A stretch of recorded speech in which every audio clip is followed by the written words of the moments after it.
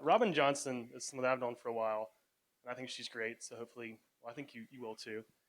But she started as a reseller, has quickly grown her business. Um, she's been coaching and consulting for over 5 years, and that's all part of Best from the Nest.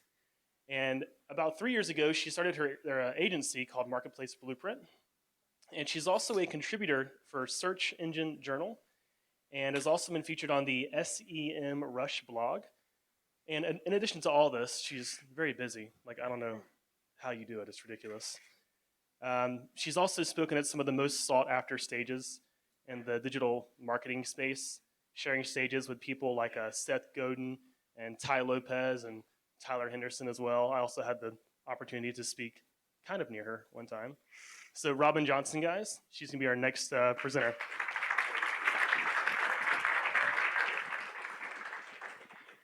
So, unlike Ed, I have never had the privilege of being tall. So while everybody else is on the floor, I'm going to be up here because that's about how high Eddie and Ed are, right? So I'm going to come up here. So my concern in this presentation is that you guys would be like, mwah, mwah.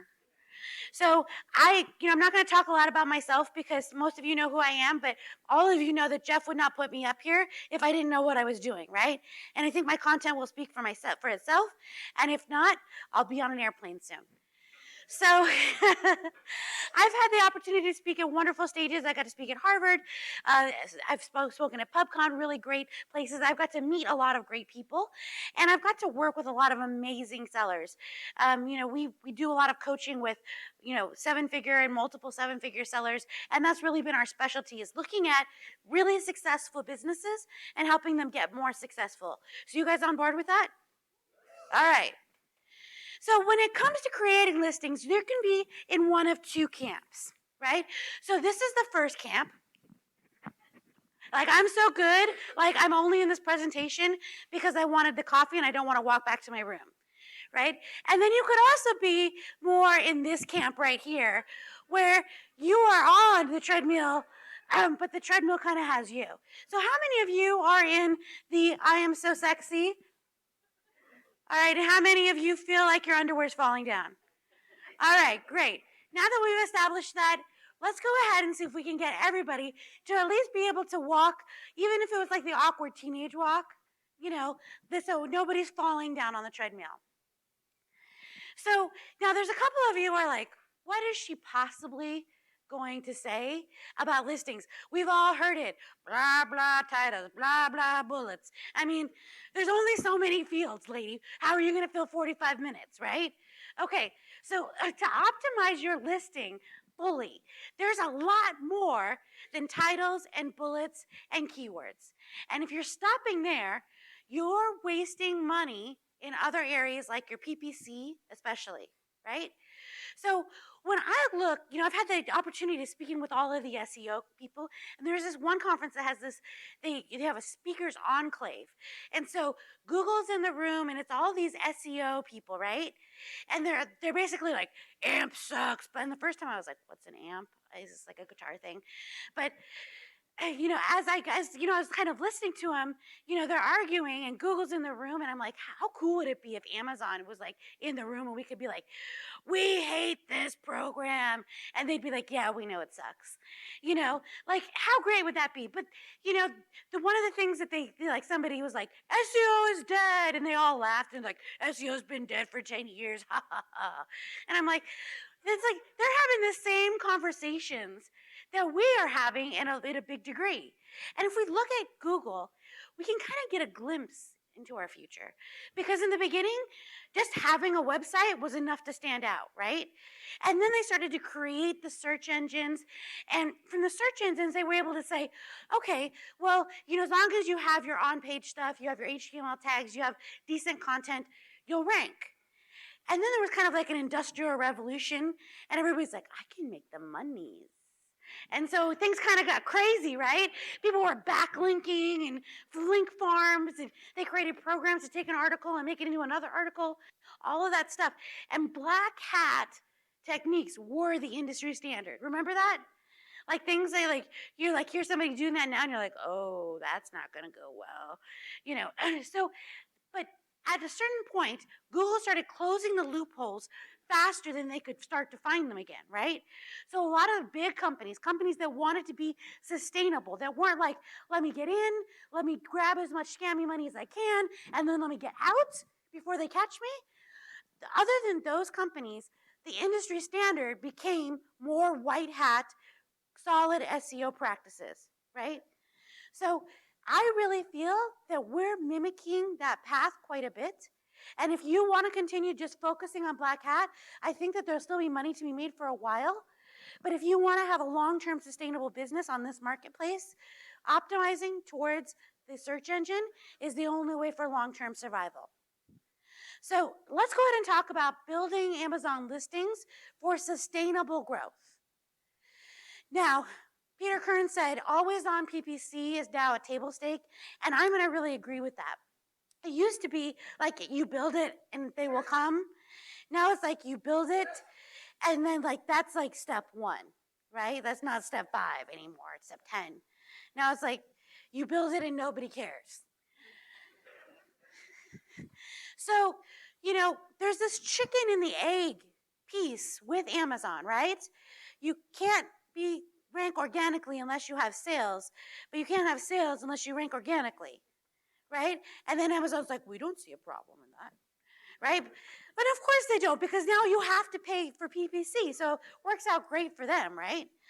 So if you have to have that PPC, there becomes this chicken and the egg kind of situation. And what has been working has been radically changing. And it can be a real bear to find your advantage. Condolences for my husband who has to deal with this every day of his life. So when we're looking at integrating PPC into the organic, the first thing that we want to be making sure that you're doing to help your organic listings is taking the PPC that's working.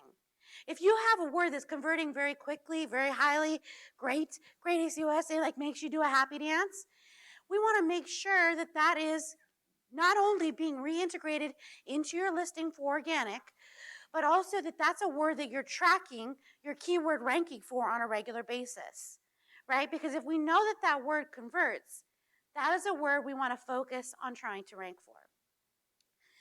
The other thing you want to do is you want to take the words that are converting well for you on Amazon and send those to whoever's in charge of your SEO for your content marketing strategy. So for most of you, some of you haven't gone to this piece yet, but as you expand into Google, you need to have a strong content marketing strategy in order to have organic ranking on Google. Unlike Amazon, Google loves unique, fresh content. But there are search words that, like how to knit, will get you an article on knitting, right? But if you want to get people who will buy your knitting needles, then like 6-inch knitting needle blue, so there's words to buy and words to learn. Words that are converting well for you on Amazon are words to buy. So you can write content specifically to bring in buyers and then retarget them for advertising off Amazon. Now, the next thing you need to do is protect your digital real estate. And this is one of the best movies in the world. Like, I felt like it was a parental obligation to make sure my kids.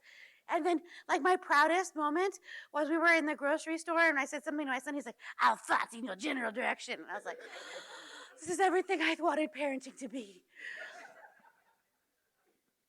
Their expression when the cow went over the wall, oh, like, I thought he was going to throw up. He was laughing so hard. Again, life goals. So you want to be running PPC on your brand name and you want to be running it on your products, because one of the places where you can kind of lose that conversion when you've worked so hard to get brand recognition and people type in your brand name and somebody else is taking that and running sponsored brands on the top, or the sponsored ad, related sponsored ads, gives them all these cheaper, lower quality options, that can siphon away your conversion. So you want to try to fill up those spots as much as you can to protect your digital real estate. Now, for some people, that use case might not work, and you're like, that will never work. And I say, I thought in your general direction. No, I'm just kidding. Somebody who hasn't seen that movie is like, what is wrong with her? Did she have a seizure? So when we're looking at optimization, the first thing that we need to look at is it a conversion issue or is it a traffic issue? How many of you have seen this report? How many of you actually use this report? Okay. Oh, she's so sexy. She's the best. Her and her sister, the inventory health report, are like the Kim Kardashians of Amazon reports because it will tell you your buy box percentage. And you're like, I'm private label. I don't need buy box percentage. Yes, you do, because if your buy box gets suppressed, that's something you want to know about.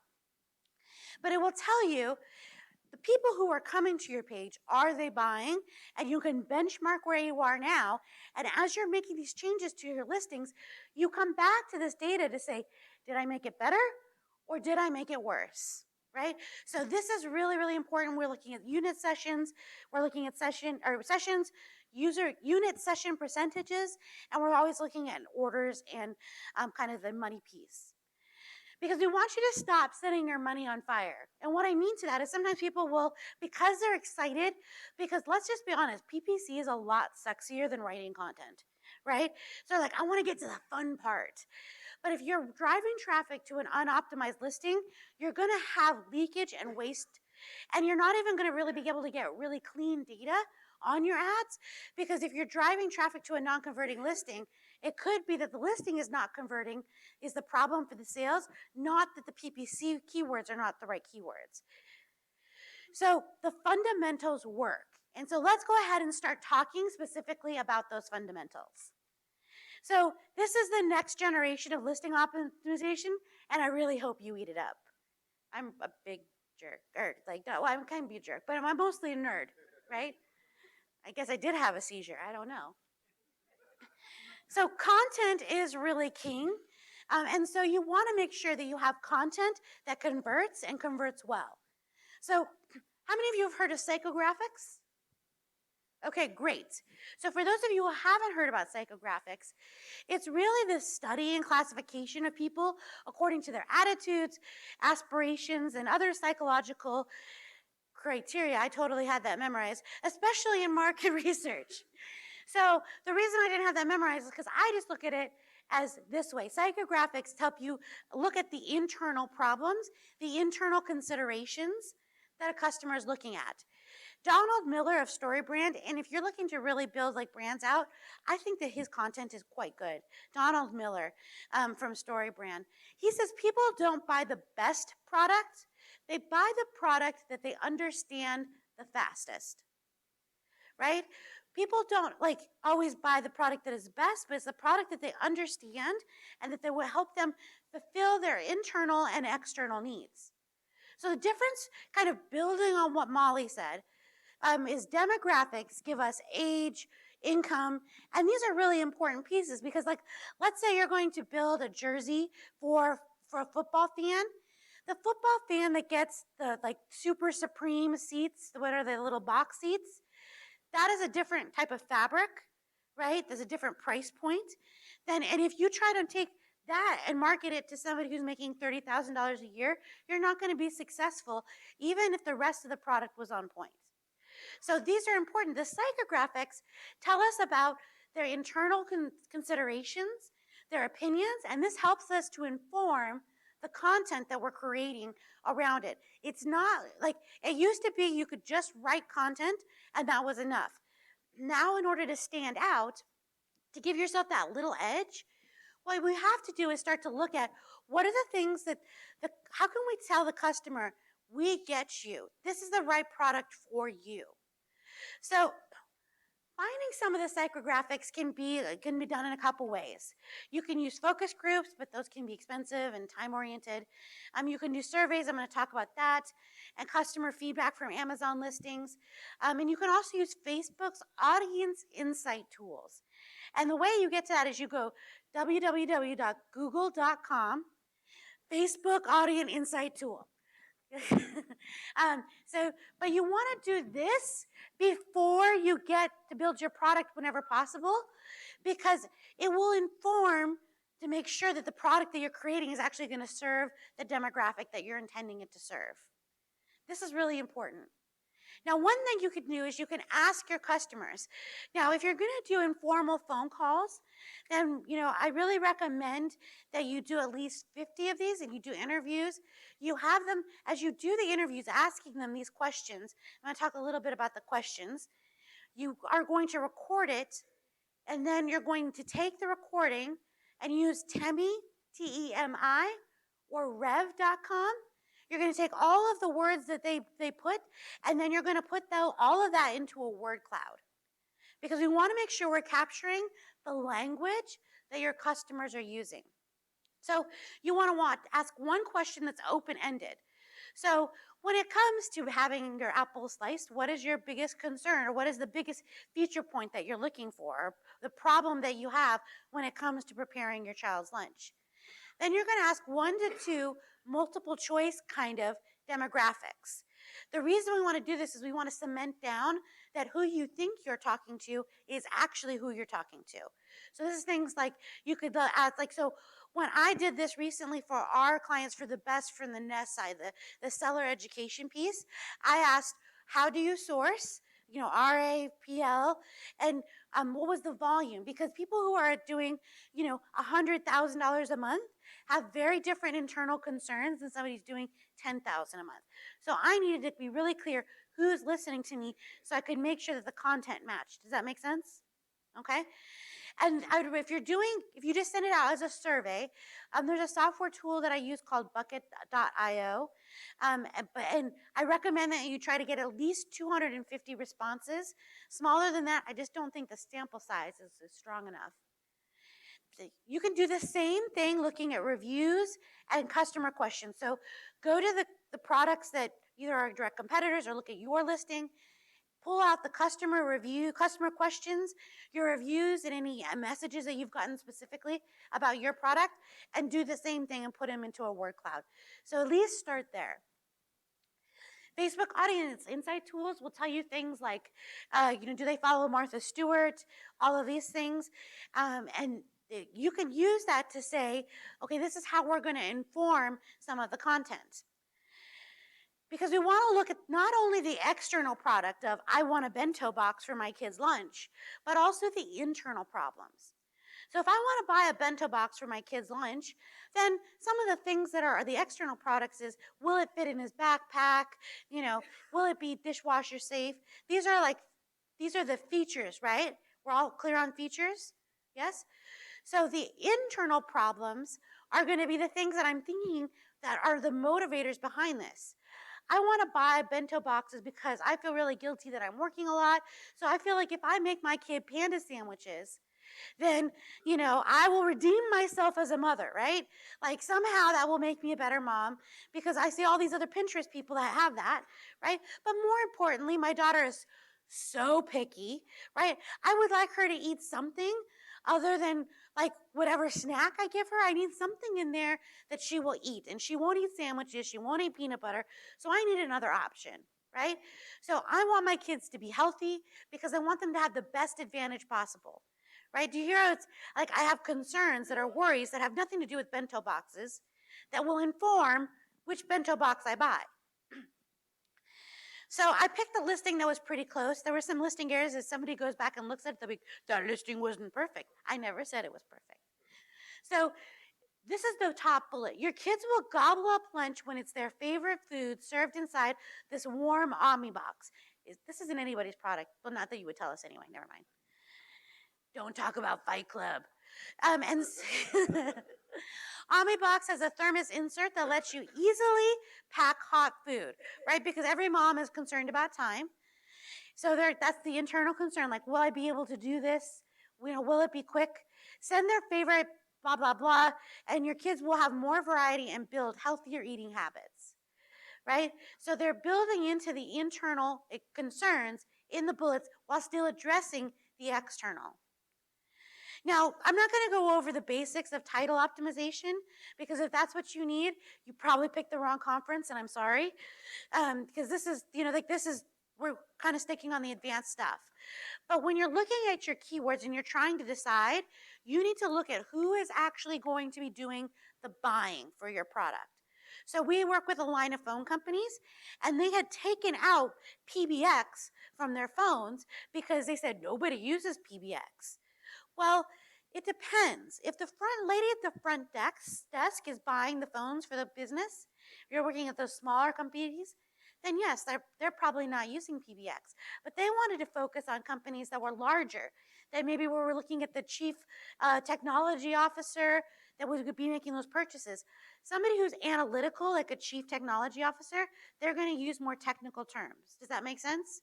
So, like, if you're marketing an alphabetic product, like an ABC puzzle, if you're marketing to parents, you might say alphabet, you might say pre-reading, you might say like school ready.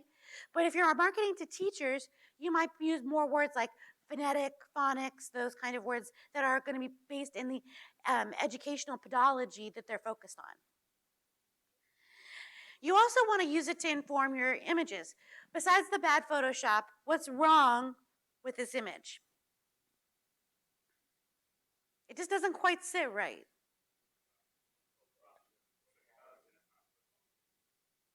This is a baseball team shirt on a football field, right? Now, this is kind of an extreme example, and is somebody not going to buy because that? Probably not, right? But the idea is that if you are marketing a product to somebody who has a high economic social class, and you put a house in the background that has wallpapers from 1954, like, they're going to be like, oh, that's not really what I want in my house, right? So you want to make sure that the lifestyle photos that you're using, the backgrounds that you're using, they match the demographic and psychographic information that you've already gathered here. And you also want to make sure you're looking at those internal needs. So, for most people, fitting in, looking good, those are going to be really important things to be looking at. How can your product do that? If you go to any SEO conference, like ever, like even really bad ones in hotels, they will tell you that mobile first is very important. So some of us times we think, well, that doesn't apply to us because we're Amazon. Mobile first is still very much a thing for Amazon listings. With mobile first for Amazon, you have to think about when you pull that listing up, what is above the fold? The title and the images. I go looking for the bullets sometimes, and I know where they're supposed to be, and I still have trouble finding the bullets sometimes on mobile listings, because depending if there's enhanced brand content, they get moves around. So many people who come to your listing mobily will only see the title and the bullets and nothing else. So do your bullets highlight all of the important features that are in your bullets. If you see that customers are asking over and over again questions, that needs to be highlighted in a call out or an infographic in your images, because somebody's like, well, they're not indexed. It doesn't matter if they're indexed. We're talking about conversion, right? So once we get people to the listing, we want to make sure it converts. Yes? And then sorry about the voice clearing. I would control it if I can, but so you want to make sure that getting to because the bullets are not intuitive. So you want to make sure that key features, that you integrate those customer questions and bullets. For the love of all that is holy and good and pure in the world, make your images zoomable, pinchable, right? This is really important. And one thing that I see people make mistakes over and over again, especially in apparel, is watch the proportions of your images. You need to look at how your images show up on mobile, but more importantly, how they show up on the thumbnail of those products, because that affects your advertising and your organic. We had a clothing line that they did all of their shirts with the arms like this. And what happened was that made the proportion smaller, so it shrunk their image in the thumbnail. So it was like t-shirt, t-shirt, t-shirt, t-shirt, right?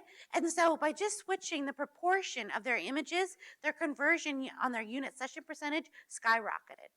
So sometimes it's just looking at something as simple as checking your proportion and checking to see, so like on your images, how do they show up on desktop? How do they show up on mobile? Thumbnails, those are all important. Now, mobile first is going to be less important if you're buying things. So if you're selling things to 90-year-old women, that like their sons had to come get them on Amazon to begin with, right? Or if you're selling things to people that are like only B2B, then the mobile first is always going to be a little less important.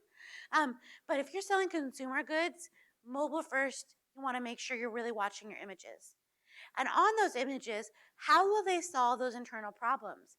How am I going to be able to see how this product, if I get it, what will my life be like? This is how I imagine my kids' lunches will look like. But I can promise you they will never, ever, ever, ever, ever look like that because I'm not good at that stuff. Like, but I know that if I buy this in 3 weeks, they'll be back to paper bags. So, but this is what I'm imagining. There was a little terms of service violation. I just kind of X'd it out. But you can see in the images here, they're talking about the things that are the selling points. Any questions that would stop a customer from buying need to be answered in your images. So is it cardboard or is it wood? Is this machine washable? Whatever questions that you think customers would have to answer before they make the purchase need to be answered not only in your bullets, but also in your images. And then enhanced brand content, we kind of neglect it a lot of times because let's just face it, it's a lot of work, right? Sometimes, but you want to, it does can increase conversion 7 to 10%. I find that one of the reasons that a lot of brands don't do enhanced brand content is they don't have time and they're afraid of writing the content because they don't really feel confident in writing. One of my favorite tools to get writing done quickly is a website called writersaccess.com. Writers Access, you can have, what we do is we send them a brief, and at 10 cents per word, they'll write the copy for me. And then I just feel better about it because somebody who does it professionally has written it. When it comes to like putting together enhanced brand content, a lot of you know I use Upwork a lot of times, but when it comes to enhanced brand content and infographics, if I need somebody quickly, I do use FreeUp for that, and we've been very happy with the graphics folks that we've gotten from FreeUp. We're working with large brands that have very large SKU bases, our strategy to do enhanced brand content, we do one that's focused on the brand story, that kind of an overall brand EBC, and then we go back afterwards, after we're able to see that it made a conversion for that, helped with the conversion, we'll go back and make custom enhanced brand content for the individual products. Because if you start and say, I'm going to make 400 enhanced brand contents, you'll get about 2 in and you'll quit. So you make one for the entire brand, copy it to all the listings, and then after you're able to see a lift, now you're more incentivized to come back and finish it. Videos are so much easier to add now. So if you have brand registry or vendor central access, you're not adding a video, you definitely want to do that. Make sure you clip out any website information, anything that would take people off Amazon. And you want to demonstrate the product along with highlighting the features and benefits. Now, there's more and more off-page things that you can do. Not anywhere near like SEO. We don't have to deal with schema and rich snippets, but we do have some off-page things that we can work on. Now, the thing is that they're a little different. The first thing, especially if I'm working with how many of you have brick and mortar distribution? All right, so if you have brick and mortar distribution, there's the retail, especially if you have wide distribution, so you're using a distributor, you're doing brick and mortar, you can end up with a lot of multiple listings, like a lot of duplicate listings because somebody doesn't want to compete with you, or they're trying to hide that they're buying wholesale, right? So you can end up with a lot of duplicate listings. So one of the first things that you can do to increase your conversion and sales is to be adding in on a weekly or a monthly basis, depending on how big the problem is, to merge those listings back together. Concentrating the traffic means more conversions on that particular listing, which helps with the organic ranking. Same thing with appropriate parent-child variations. And make sure that you notice that I put appropriate. Like, y'all, some of you are a little stretched a little bit on those parent-child variations. I'm not going to name names, but you know who you are, Ted. And you want to kind of break the mold a little bit. And when I say that, if you're looking at a private label product and there's, the same mold, the same coloring being used, just by adding some sort of unique selling proposition to your product, having a different mold, a different color, can make it so it doesn't look like you're part of all these other duplicate listings. And that can help customers say, this one looks like a higher end product. For the love of flat files, I love flat files. I know you guys, not very many people have this much emotional attachment to Excel sheets, but I do. That's probably why I like my husband so much. He's so analytical. Um, Flat files are a big part of our success. They're not required, but they significantly decrease the amount of time that it takes to reunite orphan listings. You know, when you have like a shoe and then all of a sudden there's like one size 7 that's off all by its lonesome, right? Reuniting those is much faster. Making optimizations is much faster. And we all know that even though there's brand registry, sometimes people still manage to change your listing. To have that flat file allows you to very quickly replace it back. So on the flat files, you have extra information in the attributes. And there's the little check marks on the side that allow you to filter, right? This is where those come from. Now we live in an ecosystem on Amazon. Remember the good old days when like the sun was shining and Leave It to Beaver was on, and we could just fill up the back end keywords with as many. Man, oh, that was good. But now we have like 140, like you can only put exactly this many keywords. We live in a finite world now when it comes to keywords and characters. So if you're not using all of the attributes to be able to put cotton, the genre, the material type, the age range, you can put all of that stuff in the extra information that allows you to index for it, which will frees up more keywords for you to use on the back end keyword and other fields. Now, it used to be the only way you could get to those through the flat files, but Amazon actually did something right. I know, right? Now you can get these through the interface on the extra info. But if you have a large product mix, it will take you forever to do it manually. So learn those flat files. It will be so much faster. The other thing is to make sure you're in the right subcategory. I see people try to put things in the wrong category to avoid gating, or they want to try to, there could be a zillion black hat things. Something I don't know if people always realize is that when you are in a certain subcategory, the attributes that we just talked about, they're very different from subcategory to subcategory. So you could miss out on those indexing opportunities. But also you kind of get grandfathered into a set of keywords or particular subcategories. And so if you're having trouble trying to index for words that are relevant when it comes to PPC, especially early on in that listing, sometimes that's because you're in the wrong list, wrong category, subcategory. Yeah, that wasn't good. All right, but it helps to help you launch faster. The other thing is Amazon Business, if you're not using that. If you are woman, minority, veteran owned, you want to get those certifications because there are some businesses that do have quotas that they have to fill, so they might pick your product over another product if it helps them meet their quota of spend with women and minority owned businesses. The other thing is if you're doing business to business products, making sure you have that bulk pricing set up. Caveat, you need to go back to the FBA revenue calculator, make sure even the best pricing on your bulk pricing does not make it profitable for somebody to buy an Amazon business and flip on Amazon.com. Yes? The other thing is reviews. There's this little software company. They're really great. They're called Seller Labs. I don't know if you've heard of them. They can help you with the program called Feedback Genius. There's also Vine if you like to spend a lot of money.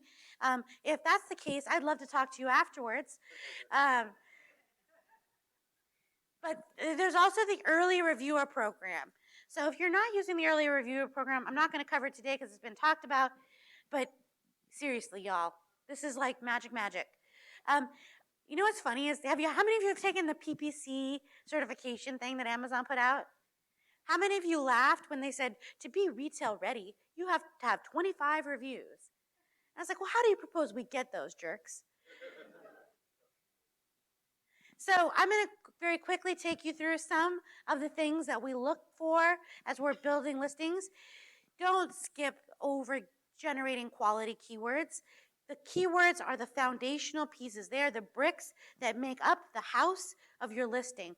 So making sure you do high quality keyword research, looking at your existing product, your competitors, and then you've looked at alternate. And we always focus on relevancy, not volume, as the first piece. If you miss the basics for title construction, this would kind of be it. With images, unless you have a baseball card where there's one side and another side, there's no reason to not have at least one image plus multiple secondary images. So you want to have a picture of it showing up, the main product. You want to have it close up. You want to see it in use. Infographics. Having that lifestyle photo in a way that people can see this is how that product will work. This is how, something that shows scale. One of the things that you can do is, talk to people who would be interested, that match your demographics but haven't bought your product, and ask them, what questions would you need to have answered before you purchase this?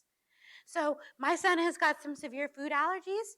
So before I buy a grocery item, I need to know, is it gluten-free? Is it egg-free?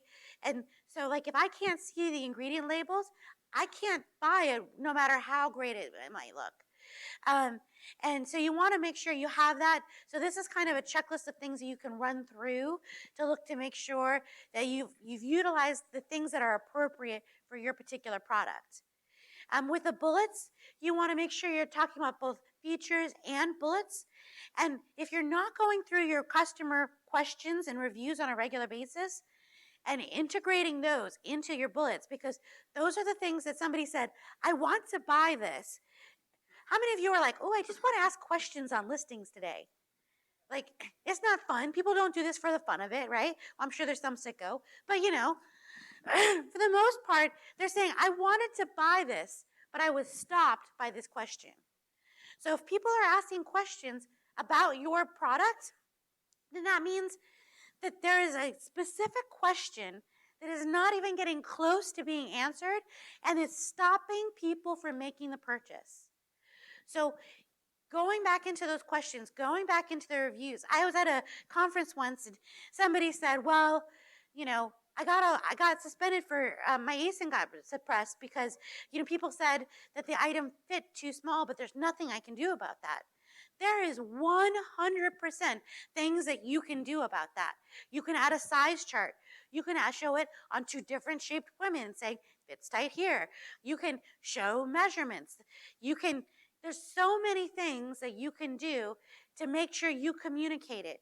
Because let's just face it, we don't read well. A lot of people will not read, so you have to put it multiple places, which I know is frustrating because we only have so much finite space on that listing. When your brand name is, wow, I did some really quality proofreading on this slide. Use your brand name and description, and make sure that it's consistent with all of your other products, because you want to make sure it's still getting that protection from brand registry. And then on the description, now people are this is what Amazon tells us to do, is no HTML other than breaks. And then make sure you're including the ingredients for us folks that have allergies if you're selling a grocery product. That structured data piece is incredibly important. And because most people are not doing it, it is a very quick way to build yourself into an advantage, because that's where the filters on the side come in.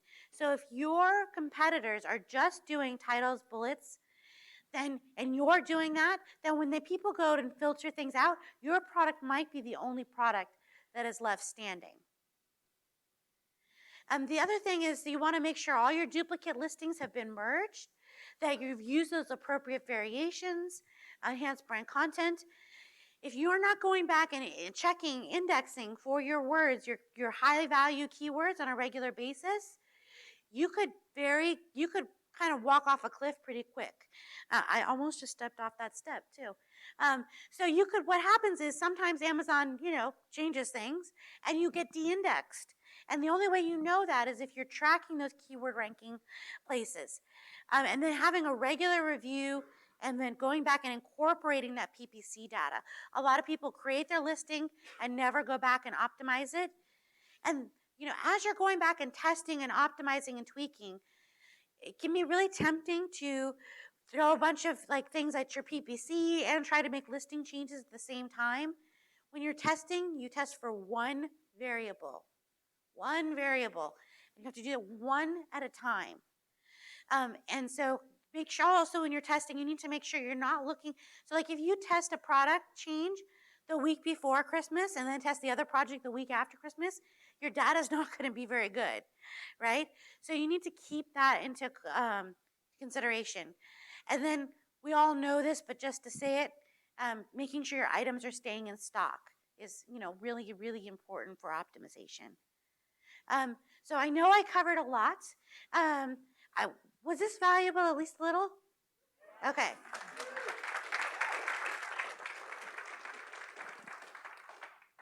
I love helping other businesses. I love Seller Labs, so I'm very glad to have been here. I want to thank you for my time, and if you want to catch me at lunch with other questions, if you have like really detailed like PPC questions, then my husband is back there, and really I get credit for it, but he's the one that does all the work, so you probably be faster to ask him. So thank you so much. Thank you, Robyn.